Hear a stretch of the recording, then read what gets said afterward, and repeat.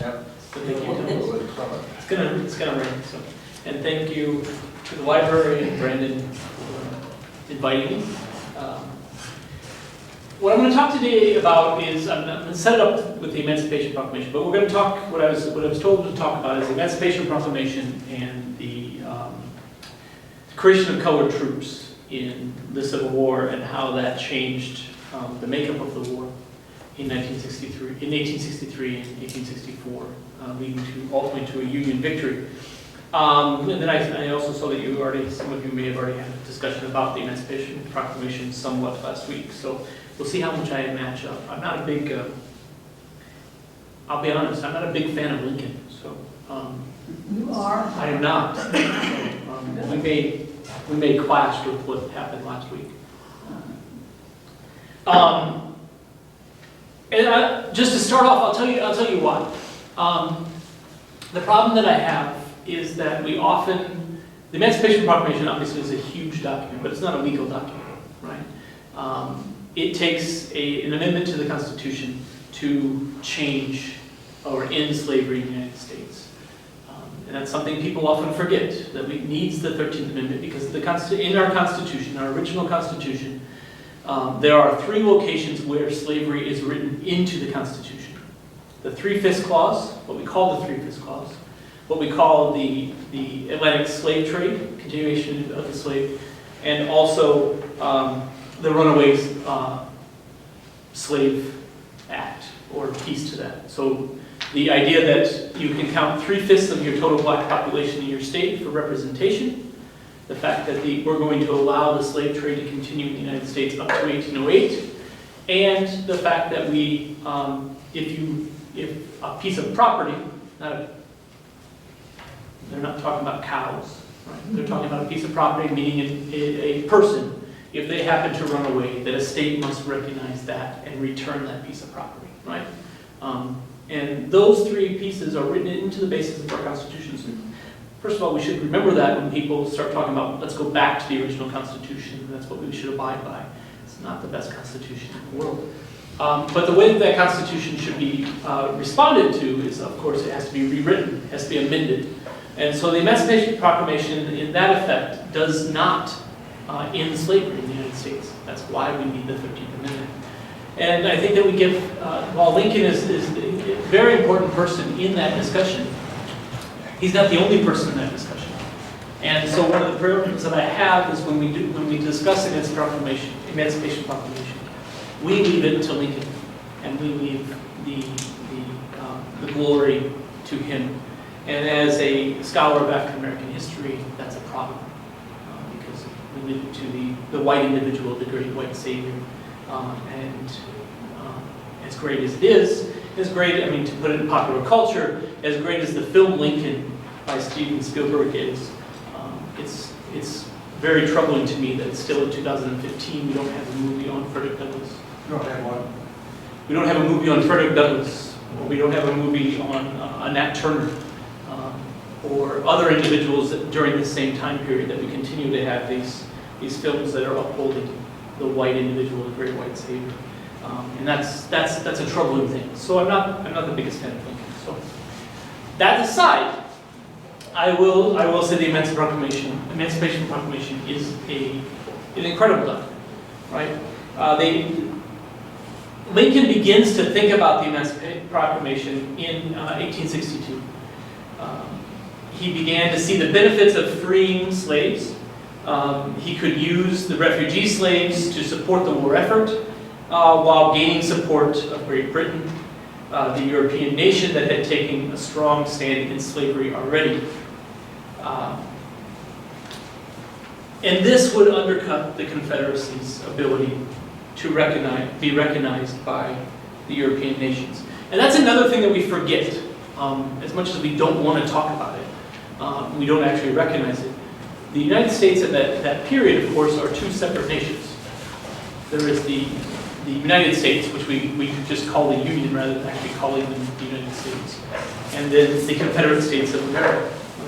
And so Lincoln's control over that is none, that he has actually no control. So he first announced to his cabinet in July of 1862 that he would free the slaves of those in rebellion against the Union. But his cabinet is going to push him to not do it at that time. That they feel that they should get a victory on the ground before the war effort's not actually going very well for the Union at that time.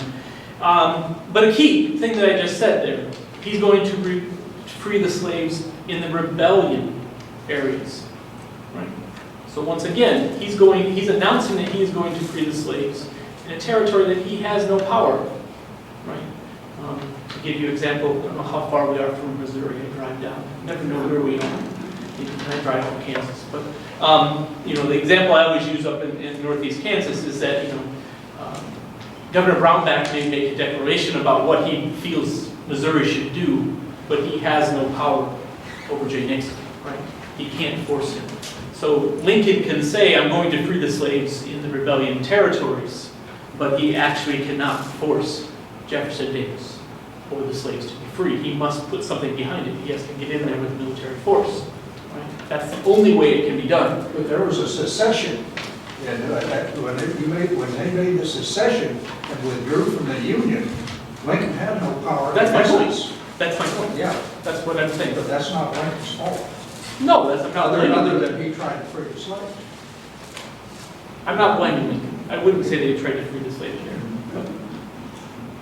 You've got to remember that when Lincoln first talked about the slavery and the existence of slavery, people like to say that he was always morally against slavery, and that is true.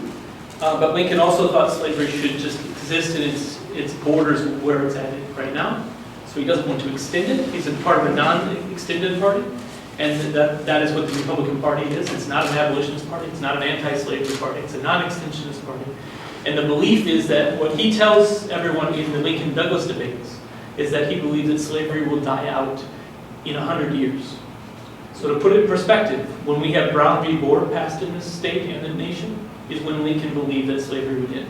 Well, when he... So we're going to have a debate. That's good. Go ahead. Oh, okay. When he declared the Emancipation, he knew that the South was not going to go on with it, and probably would be wars. And yes and no. But it would have been a transition, more of a gradual transition if we could take this northern and get everybody behind it, because not everybody in the north was endorsed that either. Yes and no. And there were plenty of people in the South that wanted slaves free too. So it would create less conflict by at least dividing it first, which he didn't figure that would happen like that. No. Let's back up.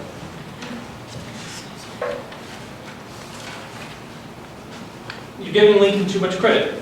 Oh, Again, as most people do. well, let's don't discredit him either. No. I come from the land of Lincoln, so I can discredit him all the time. He was a good president. I think the biggest thing to understand about Lincoln, unlike the thing that we don't give politicians the ability to do today is he grew in office. And he admitted when he made mistakes, and he changed things. We don't allow politicians to do that today. Lincoln would not survive in our political climate today. He would not be able to do the wishy-washy things that I'm about ready to tell you about. Things will become infinitely more complex than they were 140, 50 years ago. I think the Civil War is quite complex. Yeah. But there are too many extraneous things that are not just the Civil War. What probably that would be associated today. He's dealing with France, he's dealing with England, he's dealing with Spain, all amongst dealing with the Civil War. So I think that things are very complex in this country. Oh, I didn't say it wasn't complex, but it was. So Lincoln first announces his Emancipation Proclamation, or his proposal in July 62. And he's going to push it then in September of 62, 10 days after Antietam, right? When the Union wins in Antietam is when he's going to issue this statement that he's going to free the slaves. And again, this is a key point to understand, that he issues in September what they call the preliminary Emancipation Proclamation, which is something that people leave out in history. The preliminary, right? So in September of 62, he's going to issue a preliminary Emancipation Proclamation that says that I'm going to give you until January to surrender, and if you don't surrender, then I'm going to issue this proclamation that's going to free your slaves. Right? Something, again, we leave out in history, because we want to tell you that Lincoln is this man that comes in and saves the day, and is the man that frees African Americans. The proclamation gave the rebels until January 1st, 1863, to cease the rebellion or lose their slaves. The proclamation recommended that Congress offer mandatory assistance to slave states not in rebellion to enable them to institute a gradual emancipation. So in the states such as Missouri that are not in rebellion, he's asking Congress to figure out how they can slowly end slavery. Right? Not immediate, the same way that he is declaring he's going to do in rebel territories. So he's not going to upset Missouri, he's not going to upset Maryland, he's not going to upset Kentucky. So he's got this two-tier plan that he's going to do. And also offer them monetary assistance. Right? So pay them for their slaves, to have freed their slaves. Right? In this way, as well as, still in 1862, continue to propose the idea of colonizing blacks out of this country. So you want to free your slaves, but you don't want them in your state anymore? We will help you try to find a place to put them. And Lincoln's favorite place was Central America, is where he's looking at.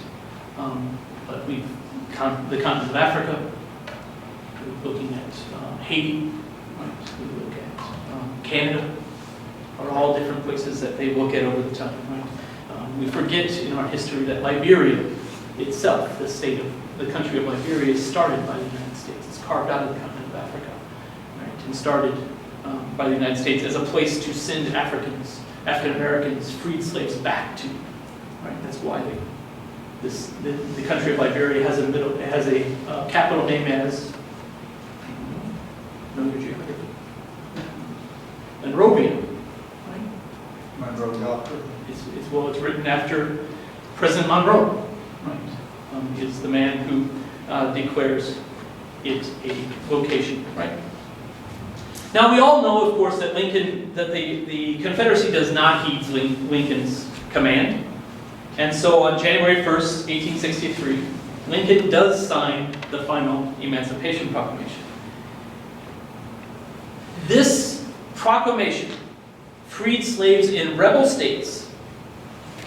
It did not include, as he had done in his earlier discussions, plans for colonization or compensation.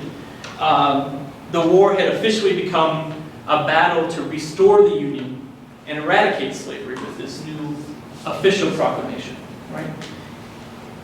Now, but again, understand that this Emancipation Proclamation frees slaves in rebel territories. Right? So it only frees slaves in territories that are not part of the Union. It only frees slaves in territories that Lincoln has no control over. The only way he can free a slave, or the Union can free a slave with this document, is by military occupation. By them bringing it. To put it simply, as I always tell my students, it is a nice document without teeth. It's a piece of paper without teeth. Sentiment, fantastic. But it actually does nothing until someone is there militarily. And to show you how complicated it gets, the Union at this time has retaken parts of Louisiana, right, Tennessee, and other southern places that have seceded. If you read the Emancipation Proclamation very, very carefully, those territories in states that are still in rebellion but sections are controlled by the Union, those counties, those locations, the slaves are not free in those locations. Right? So certain areas of Louisiana, slaves are not free. Certain areas of Tennessee, slaves are not free, even though the Union controls that space. So you understand how confusing and really strange document this is, right? that we have here. That aside, African Americans look at the Emancipation Proclamation as the coming of Jubilee. There's no question about it. It is a fantastic document. There's photographs, and I brought some of the movies, you can put up the PowerPoint, which is fine. There's photographs of people waiting over the telegraph, waiting on January 1st, anticipating, is he really going to do it? Right? He's promised this document. Is it really going to come across? Are we going to pass this Emancipation Proclamation? Right? The whole thousands of people turn out in Boston, Massachusetts, waiting in the church, right, where they could set up the telegraph, waiting for this thing to come across the wires. And so when it does, it's a moment of jubilee. There is no question, right? But at the same time, it has its limitations. Newly freed men and women in the South celebrated. Right? In Hampton, Virginia, for example, blacks gathered under a large oak tree for the reading of the proclamation. The tree, now known as Emancipation Oak, still stands on Hampton University's campus. The college was erected on the exact site where Mary Peak opened a school for blacks in 1861, and where the newly freed men and women also celebrated that emancipation. African Americans celebrate when troops come to the Sea Islands, just off the coast of the Carolinas and Georgia. Right? Islanders were formally presented flags and listened to moving speeches about the meaning of the Emancipation Proclamation. Now, as I've explained, of course, slaves under full Confederate control could not openly celebrate emancipation. And many slaves held by Confederates did not know about the proclamation because their owners moved their operations to remote locations so that they could keep their slaves. And those slaves are going to remain unaffected by Lincoln's Emancipation Proclamation. This is why we have Juneteenth, a celebration every summer where we recognize the last, what we believe to be the last slaves getting word that emancipation has come at the end of the war, after the war. Right? It's an important thing to understand. So if this is really something that happens and frees everyone, why is it taking until after April of 1865 for slaves in Texas to realize that they are free? Stories that we leave out of that discussion when we talk about this Emancipation Proclamation. Because we want that story to be something where it is a simple story. Right? And it is a story of a very good president signing a document because he's morally convinced that slavery is wrong. And that's a story that we want to hold up in this country. We constantly do it. Right? Because many times that we want to have the discussion, and I think this is one of the great things about programs like what you have here, looking at 63 to 1963, is that it should open up a dialogue to answer and talk about the tough questions that still exist in our country. The tough questions that can explain why we sit here and maybe don't understand what's happening in Ferguson, Missouri, or Baltimore, Maryland. But it has a lineage, it has a connection all the way back to this time period. Right? It has, you can better understand it if you know that history. Right? And so we have these easy discussions. It's simple to say, Lincoln freed the slaves, rather than actually have that tough discussion and say, well, he did and he didn't, and it's okay in some places, and yeah, he's a guy who was against slavery, but it wasn't really a full abolitionist against slavery, so it's a change of discussion that we want to have. Right? To get you to understand a little bit more, in 2008 or 2007, the world watched as the country of England recognized the ending of the slave trade. The slave trade, they ended in 1807. 1 year before our Constitution claimed that we were going to end the slave trade, in 1808. And the country of England had huge discussions about it, what it meant,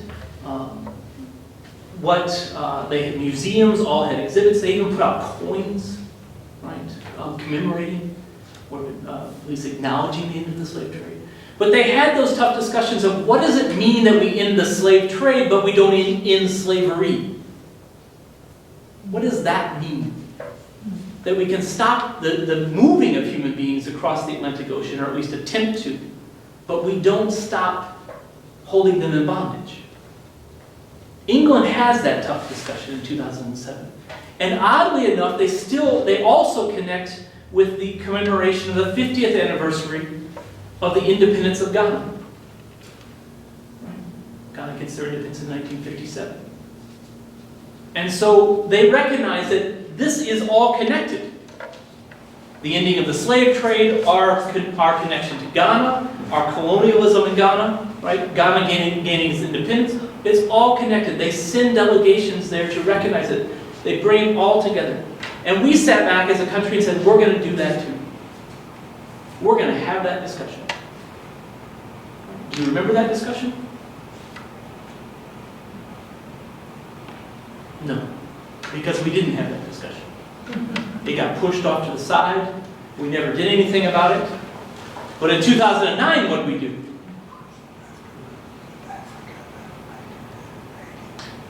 What did we do in 2009? We recognized the anniversary of Abraham Lincoln's birth. And you can go back in the newspapers in 2009 and see almost every newspaper in this country recognizing Lincoln. And having that discussion about what? The Emancipation Proclamation. And how great this man was because he issued the Emancipation Proclamation. But we won't have that tough discussion of what does it mean that we end the slave trade in 1808 and slavery continues to exist in this country for another 50 odd years, 40 odd years. We won't have that discussion because it's tough. It's tough.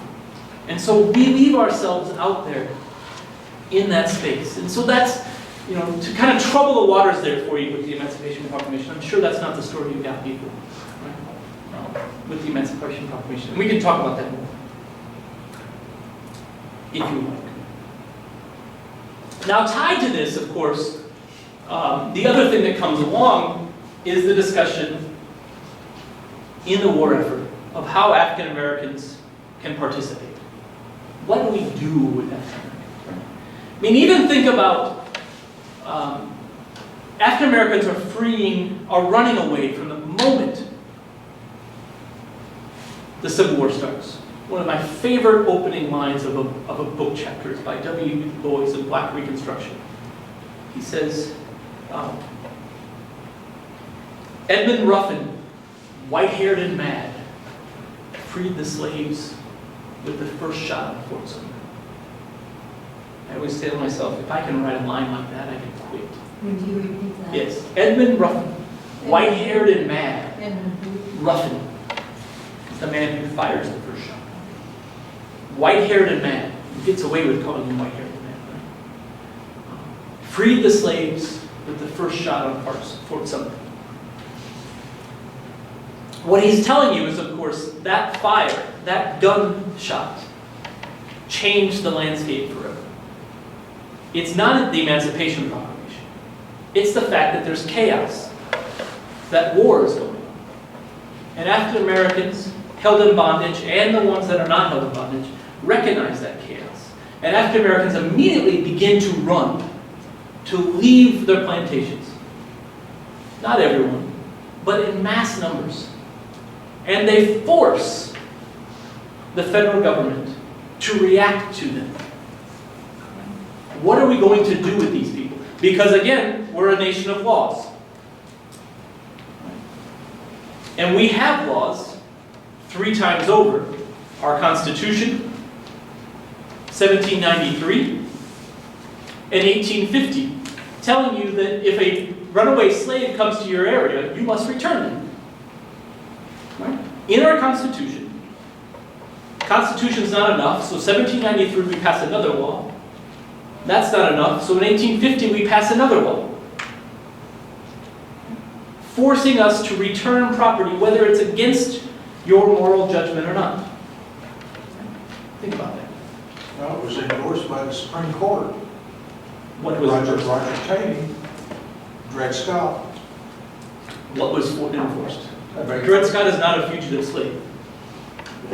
Well, yeah, he was. No, he's not. Dred Scott is a man who's suing for his freedom because he's a man who says that because he was taken to free territory. And he said he had to go back to slavery. No.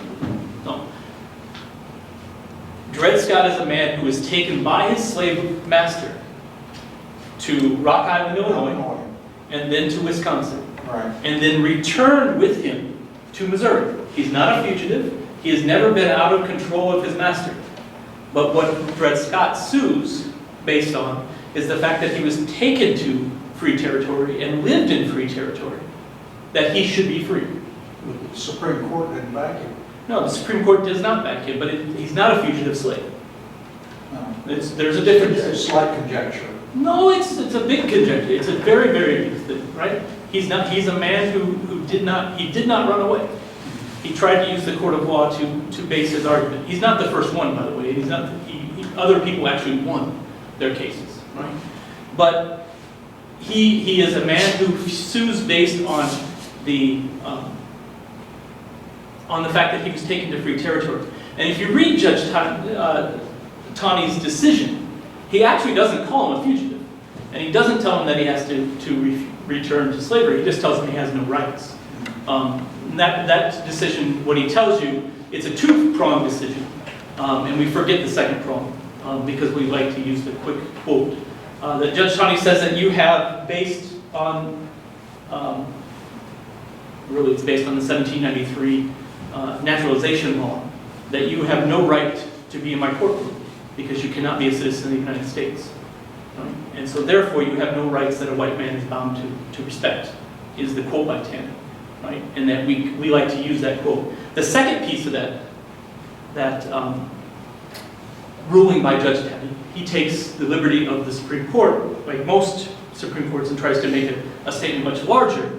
And what he's actually doing at that time is he takes the opportunity to speak into what's been happening in our country, including Kansas, in the discussion of the expansion of slavery, right? The Kansas-Nebraska Acts, right? The Wilmot Proviso, right? The Missouri Compromise of 1820. All these compromises, all these laws that we continue to pass. And Judge Taney says that none of that makes sense. And you have no right to do that. And he throws it all out. And so what Judge Taney does in 1857 is says slavery can go wherever you want it to go. So it's actually a much more damaging. Everyone wants to focus on Dred Scott. But what Taney is doing in 57 is more dangerous than telling you that Dred Scott has no rights.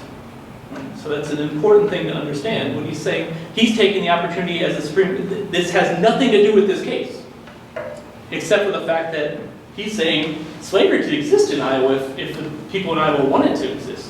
Slavery can exist in Illinois if the people in Illinois wanted to exist. Slavery can exist in Wisconsin if the people in Wisconsin wanted to exist. There is no binding law that allows that. It can expand to wherever you want it to. So it's a two-pronged decision. But it has nothing to do with the future. Nothing to do with the future.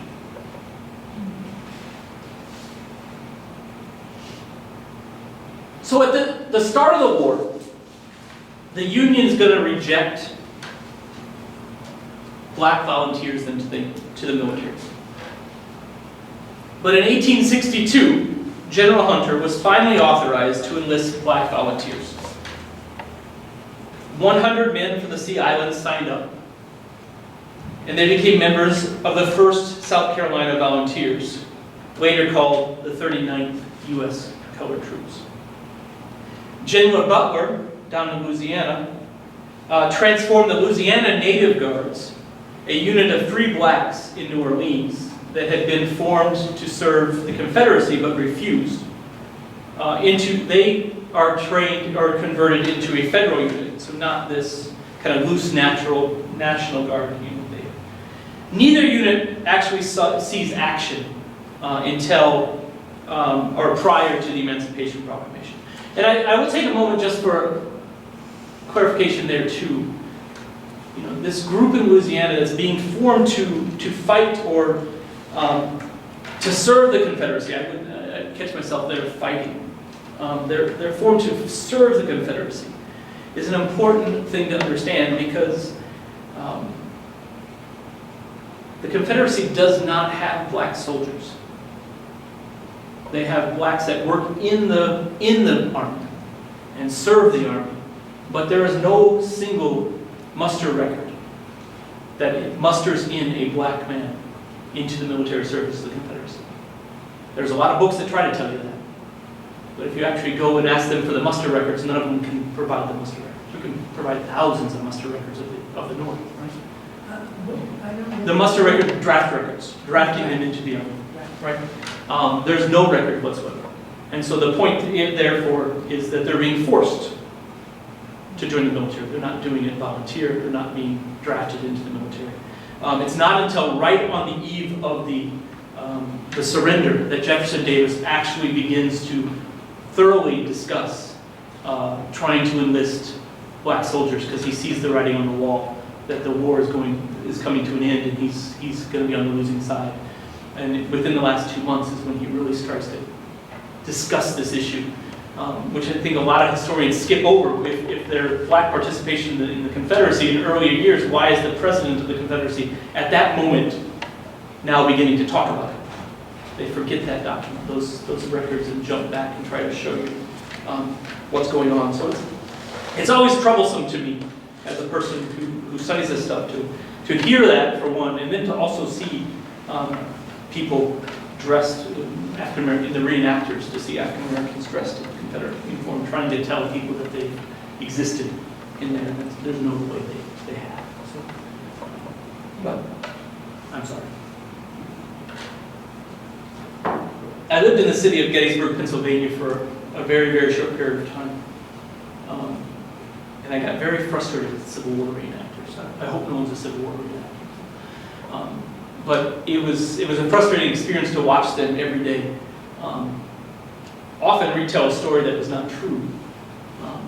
And also sit out on a hot July day in itchy cotton clothes and eat bean soup when they're sitting out in front of a restaurant that they can eat in, right? But they thought they were being authentic because they're sitting in the street. I also saw it was a very disturbing thing of watching the November parade for the Gettysburg Address. And by that time, I knew I was not going to stay in Gettysburg, Pennsylvania, at all. A town that has more Confederate flags, Confederate Virginia battle flags than I've ever seen in my life. What was the name of the town? Gettysburg. Gettysburg? Gettysburg. Gettysburg. And so I asked the people there where I should go to watch the parade, because this was the only time I'd ever see it. And they told me I should go to such and such location because that's where Lincoln stands. I said, okay, I'll go watch Lincoln. I'm game for this. And as the procession of the parade comes down, the first 3 units in the parade are Confederate units. So again, you wonder what story they're retelling. And as the first group comes and approaches Abraham Lincoln, and they raise the Confederate battle flag, Lincoln stands up and salutes it as they go by. Wow. Very powerful moment Now to watch that, and people hear them cheer. As you're sitting in Gettysburg, Pennsylvania, a place that the North, of course, won the battle, a dramatic changing point in the battle. incredible. Absolutely, absolutely. It is only 7 miles from the Mason-Dixon line, to put it in a little perspective. But it was an amazing, amazing thing to watch. And it is a place, again, that I still believe if you want and counted, you would have more Confederate battle flags flown in that city than any other place that you've ever seen. I often wonder what they're doing in the controversy that we're having in the last few months.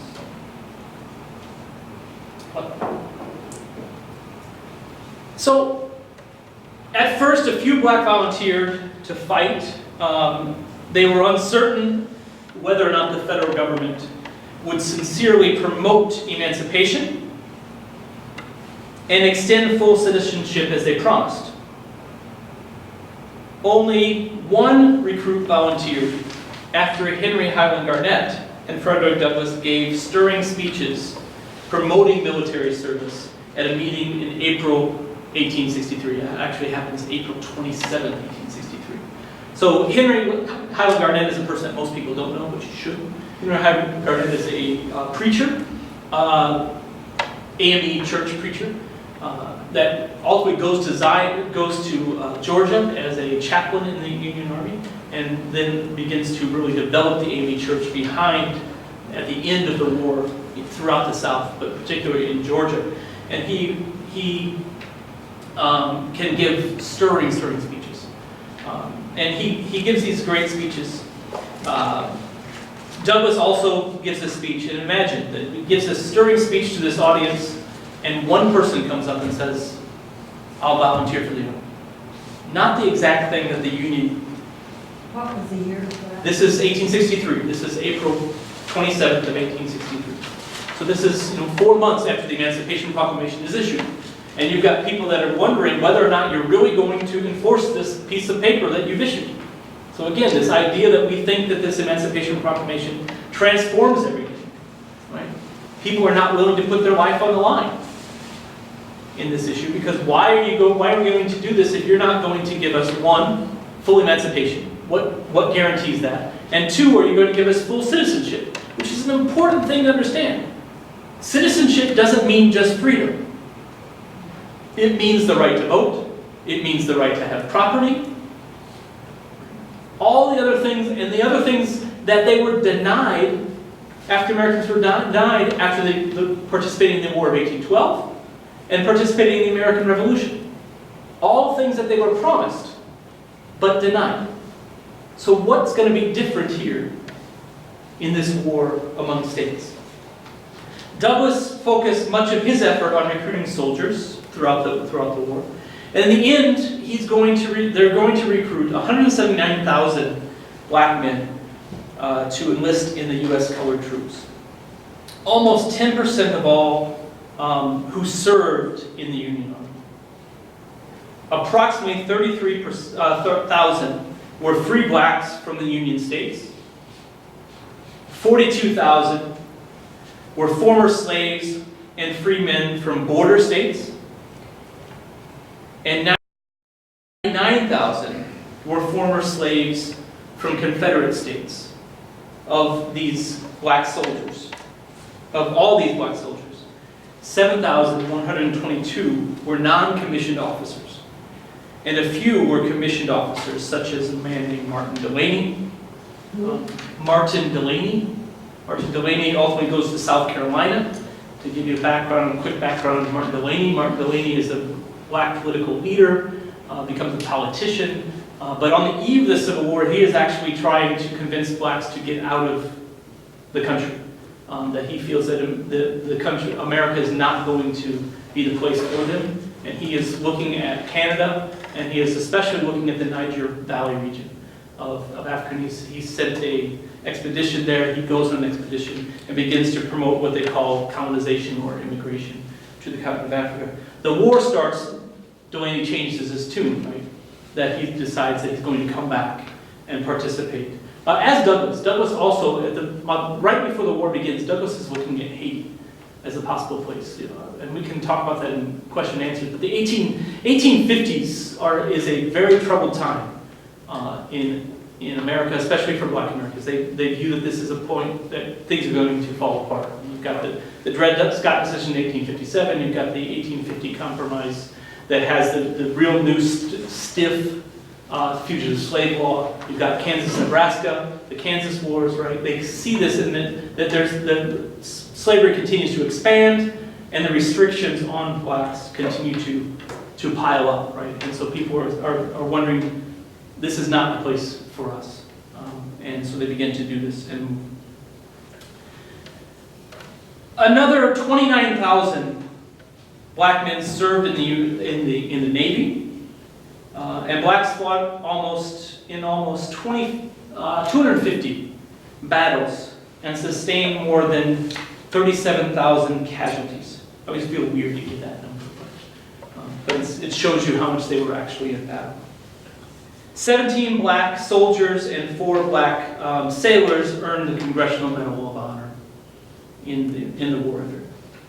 Now, while fighting for the Union, black soldiers were still subjugated to racial prejudice and had to adhere to prescribed white racial hierarchy. White officers led black units, meaning that there were no black officers that were in charge of black units. These white officers varied in motivations, quality, and effectiveness. The only story we remember is the exceptional one, someone like Robert Gould Shaw, who is the head of the 54th Massachusetts Volunteer Regiment, the movie Glory. Right? He is an exception. He does a good job, but most people are not that way. This unit was raised, this unit itself, Shaw, an abolitionist himself, or comes from an abolitionist family, and that specific unit was really raised by abolitionists. It was selected by abolitionists, and Frederick Douglass was instrumental in creating that unit, including the fact that 2 of his sons signed up for the unit and fought in that unit. Soldiers are going to endure many inequities. White officers assigned them to the most difficult non-combat units or duties, including high amount of manual labor. These white officers often mismanaged the black troops they led, which resulted in excessive casualties. And the other thing that happens is Confederates threatened black soldiers captured in uniform that they would be treated as instigators of slave insurrection and would result in their enslavement or execution. And this actually happened in April of 1864. In 1864, scores of black soldiers were captured in Tennessee when they took back the Fort Pillow. And when they took back the Fort Pillow, the Confederates captured white and black soldiers. They placed white Union soldiers under arrest.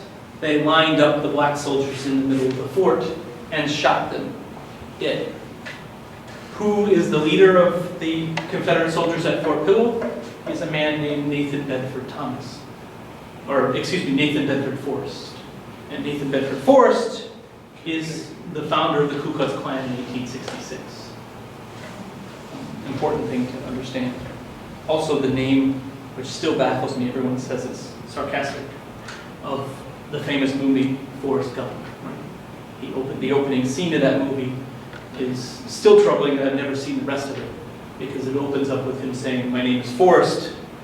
I'm named after Nathan Bedford Forrest, the leader of the Ku Klux Klan," and then everyone continues to go through the movie laughing. In my opinion, it's a terrible, terrible thing to name a movie that, and think that that's funny. We would not allow a film to be named the Adolf Hitler. My name is Adolf, and I'm named after Adolf Hitler, or we can choose any other name. But we think it's funny as a nation to allow a film to be named, or it can be satirical to allow a film to be that. And it's always troubling to me that a man like Nathan Bedford Forrest, just alone on his Fort Pillow incidences, but the forming of the Ku Klux Klan. And we can talk about the violence of the Ku Klux Klan and the death of over 20,000 people between 1866 and 1872 by the organization that he found. Is a sad mistake, I think, that we allow that. Or at least we don't engage it and talk about it. What does this mean? To their credit, the Confederates and Forrest say the incident never happened, that it never occurred. We didn't kill these black soldiers, they ran off. But Lincoln, to his credit, I'll give Lincoln credit, he actually responded to this in April of '64 and said, if this happens again, we'll do the same to your soldiers. Now, it's a threat he never did, he never used, but the fact that he used that threat is a powerful statement, I think, on his part. That he understands it. Of course, if black soldiers are continuing to be shot and killed when they're captured, then you're not going to get any black volunteers anymore either, so he has to do something. Black soldiers, of course, also made famous by the movie Glory, not just the 54th Regiment, but they're paid less. than white soldiers. Blacks received $10 a month, and they had to reduce $3 for food and clothing, regardless of rank. White privates received $13 and free food and clothing. Right? So you basically, a black soldier gets $7, right, once you make that deduction, and a white soldier gets $13 there. Soldiers of the Black 54th Regiment protested the inequality and refused to accept pay. And that's the famous scene right there in Glory, when Freeman and others are refusing to receive their pay, and understanding that they're being subordinate in their actions. In Florida, the pay inequality enraged black soldiers that they actually rose up in mutiny. And their leader, Sergeant William Walker, a former fugitive slave, was executed in his actions. On June 15, 1864, Congress passed a law that equalized pay for black soldiers and offered back pay to all those who had been underpaid or had refused pay in protest. So again, they come around, but the fact that you have to go through this, right, as you're fighting for this. Now, major battles do occur that blacks are participants of. For example, in 1863, the U.S. colored troops helped the Union meet their needs in more than manpower. They fought heroically. The Louisiana Native Guards that we talked about, fighting for the Union as the African Brigade, and soon designated the 1st Louisiana, was the first black regiment to see battle. The unit fulfilled its mission during the Mississippi River Campaign by using its force to split the Confederacy in two. On June 7th, 1863, this unit fought bravely and defended the Union outpost of Milton's Bend, Louisiana, despite the fact that they were only armed with muskets. All they had was muskets in their battle. Only armed with muskets. They had no other weapons than muskets. At the battle, the danger that black soldiers faced was highlighted as 2 blacks were captured by the Confederates and sold as slaves. So again, it's shown what could possibly happen to them. Yet the brigade went on to defeat the Confederates, and they defeated them at Vicksburg on July 4th, 1863. So the brigade stayed together, which of course forces Grant to surrender,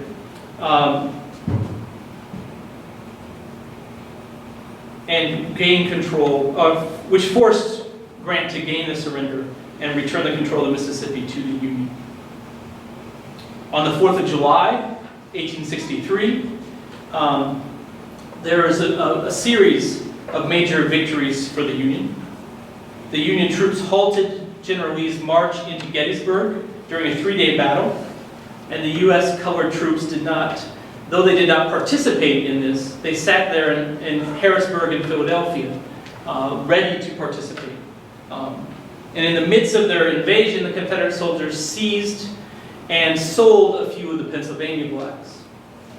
The 54th Massachusetts led most notably by the battle that July, a second assault on Fort Wagner in Charleston Harbor, which again you see in the movie Glory, where Colonel Shaw died in battle and the regiment saw heavy losses, but the unit pressed on. On November 19th, 1863, that incident, the parade that I just talked about, Lincoln's going to travel to Gettysburg to dedicate a national cemetery honoring the fallen soldiers buried there. In the speech, Lincoln announced, quote, a new birth of freedom for a nation, quote, conceived in liberty and dedicated to the proposition that all men are created equal. That's a huge step for him.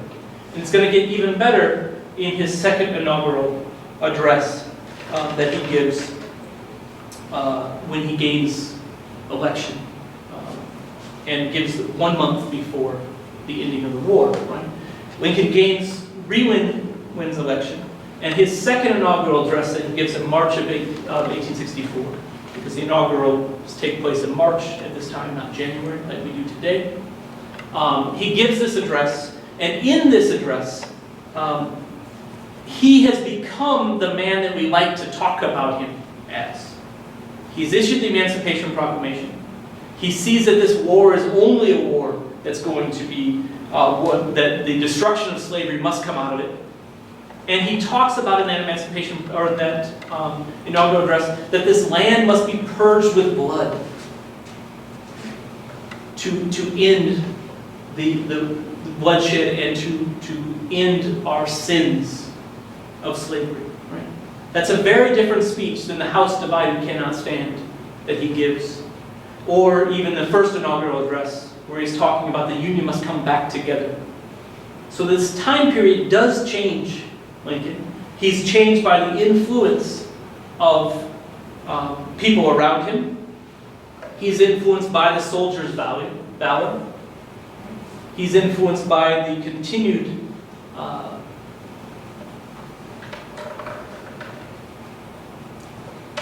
attempts by the South to keep the war going and continue to hold on to slavery.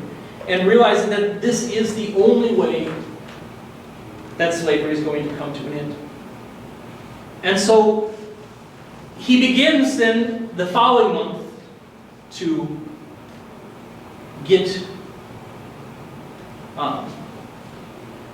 or the following year to get surrendered in April of 1865.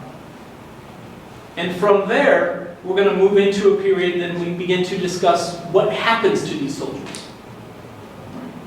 What's going to happen to them? What's going to happen once they gain emancipation? Once that 13th Amendment is finally signed. And then we have to have the 14th Amendment signed to gain citizenship. Right? And then we have to have the 15th Amendment signed, because citizenship in many people's eyes does not mean the vote. So then we need the 15th Amendment. And what's going to happen during that period? And during that period is the period that we open up into a part of American history that we never talk about. We talk about Reconstruction. We talk about Reconstruction as a moment that takes place in D.C., a fight between the radical Republicans and the Democrats, right? Who's going to define this newfound freedom in this country, right? And we talk about this over and over again. Then we end it with the Compromise of 1877, where Rutherford B. Hayes wins the election, right, on a compromise as long as we pull the troops out, the Union troops out of the South. There's about 400 troops in the South at that time. It's not as big a force as we like to tell people. Right? It's about 400 troops. Not very many. The only states that have not been redeemed or turned back over are Louisiana, South Carolina, and Florida. The three places that there is election fraud and questions about election in that compromise. But what transpires before that to get us to that compromise is a moment where we try to figure out what African Americans are going to mean. What does this newfound freedom mean in the South? What is it going to do for us? How are we going to exercise our vote? How are we going to build property? How are we going to gain money? And African Americans throughout the South begin to do that process. They begin to build homes. They begin to buy businesses. They begin to buy property.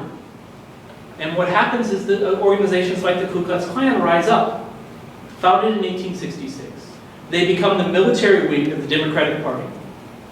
And they, through intimidation and terror, beat down the African American population in the South and the white Republican allies of themselves in the South. And in that period, between 1866 and 1872, over 20,000 people are killed. In the strange numbers that we have today, we like to talk in government numbers. If 20,000 people die, we call it a war. So what we have between 1866 and 1872 is a second civil war in this country that we don't talk about. And that's something that we have to understand. So what does this freedom mean? When you build a home that you have scraped by to build, you're being a prosperous landowner. In Florida, Hannah and Samuel Tushnet, for example, build a wonderful home for them. And the Ku Klux Klan come to their house and beat them night after night. And then finally tear down the house, board by board, and tell them, you cannot live here anymore. A white man wants to live on your property. You must move. Why? Or you have a man who's done so well in Memphis, Tennessee, that he buys 2 horses, which is a sign of prosperity.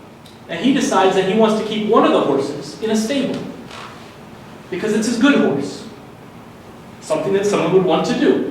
The other horse he'll keep out of pasture, he'll use on the farm, but the other one horse he wants to keep in the stable. And the white citizens of Memphis come up to him and say, what's going on? He says, what do you mean? I pay my rent in the stable, but you can't have a horse in the stable. Why can't you have it? You're not allowed. As a black man, you can't have a horse in the stable. Really? I pay my rent. Shot dead in the street. Because he wants to keep his horse in a stable. We have a record of this material that no one looks at. There are 13 volumes of government testimony, over 600 pages each. Someone told me, someone added them up, I read them all, I don't know. I stopped counting because I got tired of counting. Over 80,000 pages. Was this between 67 and 72? This is 66, it covers 66 and 72. The hearings in the United States is 1871 and 1872. It is the closest that we will ever get as a nation to understanding a truth and reconciliation, understanding of violence in this country.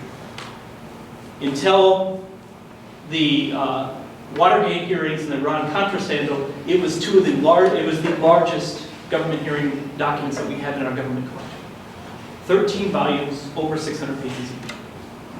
But it is page after page after page of testimony by whites and blacks, including Nathan Bedford Forrest, saying he has no idea what this thing called the Ku Klux Klan is. He has no idea why 130 people write him letters every month. They just like me, he tells Congress. And then goes home to Tennessee and tells how much he put up with a great act in Tennessee.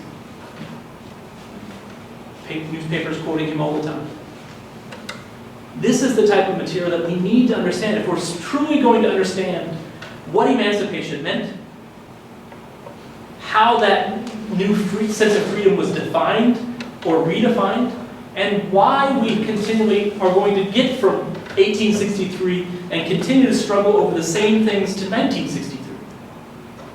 You need to understand that history. And the beginning of it is to understand the repercussions during Reconstruction. Because if we do not understand that, we don't understand why we're really having the same battles in 1963. Because when you look at the Civil Rights Act of 1964, and you look at the Voting Rights Act of 1965, of course they're not the exact same, but they are really, in many ways, upholding the 14th and 15th Amendments, which were passed in 1867 and 1870 in this country. Why are we fighting over the same things again? And there's a reason why. That's a whole other lecture, but there's a reason why. Okay. 1940, my sister was born in Charleston, South Carolina. I was born in Montana. My dad was a construction worker. I went to 26 schools by the time I was in the 7th grade. I lived a lot in the South. We were talking about this. I also recall being on a train in 1942 or 43, coming from the South. And the black draftee soldiers were segregated to a separate car and couldn't eat in the dining car. This is 1943. Sure, I would say it would have happened in 1950. Yeah, and it did. So, absolutely. Absolutely did. And the problem in the First World War, sure, too. And the problem with that These guys were going to free sure. guys in Europe. Right, but the problem also with that is the story that's not told is that people that go and serve in Europe and return after World War I, the ones that serve in France, because the U.S. won't let them fight under the American flag, or the ones that go in the World War II go over, they return home, they wear their uniform off the train like most people are wearing their uniform, and they're killed. There are numerous instances of African-American soldiers returning to their homes, getting off a train, wearing their medals, wearing their uniform, and being lynched because they should. Right? Yeah. Famous incident out of Georgia right? We're close to Missouri. So people look at Truman and why he issues his Civil Rights Commission, and there are two instances. One, he sees a man that's blinded by racial violence, actually blinded, and it horrifies him. But there's also a lynching of 4 individuals, 2 soldiers and their girlfriends in Georgia, and he is extremely horrified by that action. You've got soldiers returning home, that he is the President of the United States in this action, and those force him in his conscience to create the Civil Rights Commission, and allows Strom Thurmond to break apart the Democratic Party and run the Dixiecrats against him. That's why you get the Scottsboro Boys. Scottsboro Boys is a different thing. That's the 30s, but yeah. Any other questions or any questions? It's a lot of stuff to throw at you.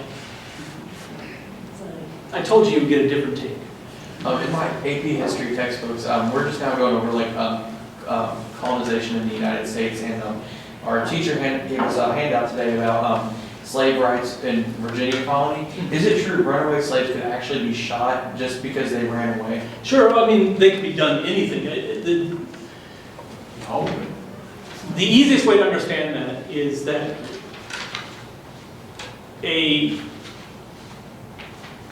according to most slave codes, so slave codes are slave laws against slavery or against slaves.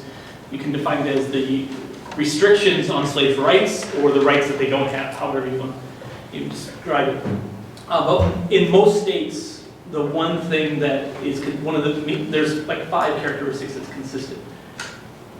And one of them is that you cannot be prosecuted for killing a slave in punishment, right, or in an instance of runaway.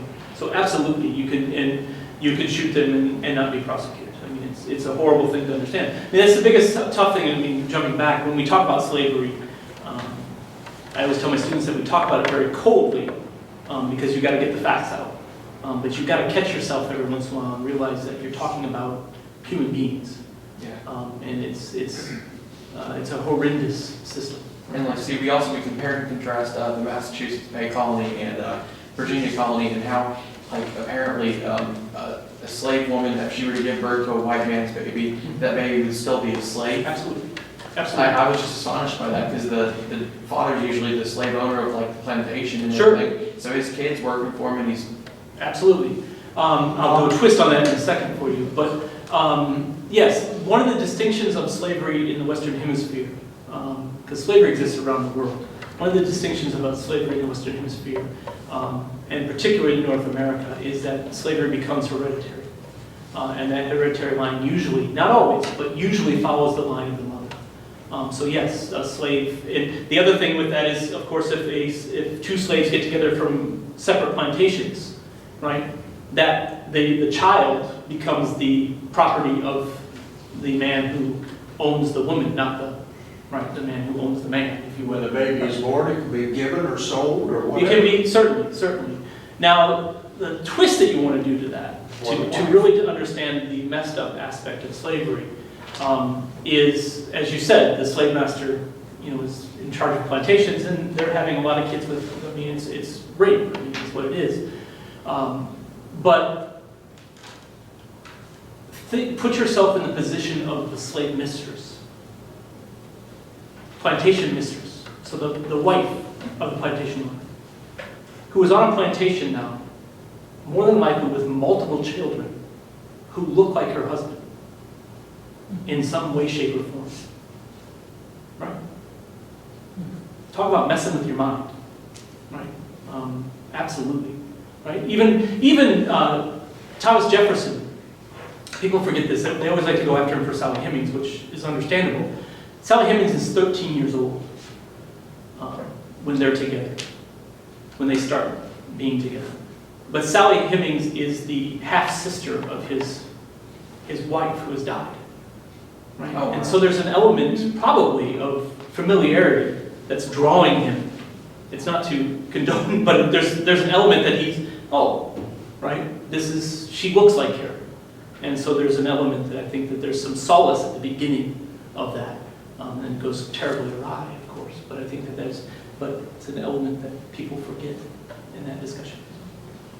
I'm not saying it's a good thing, but it's something, it's a fact that we have to understand. Right.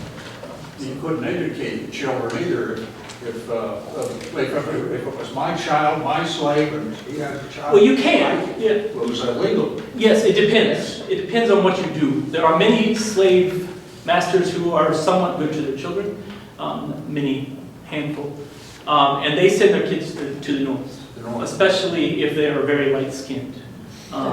Very light-skinned, and they will go to like Oberlin College and other places, and they will be educated and live in the north. Yeah, Oklahoma was a Right. method.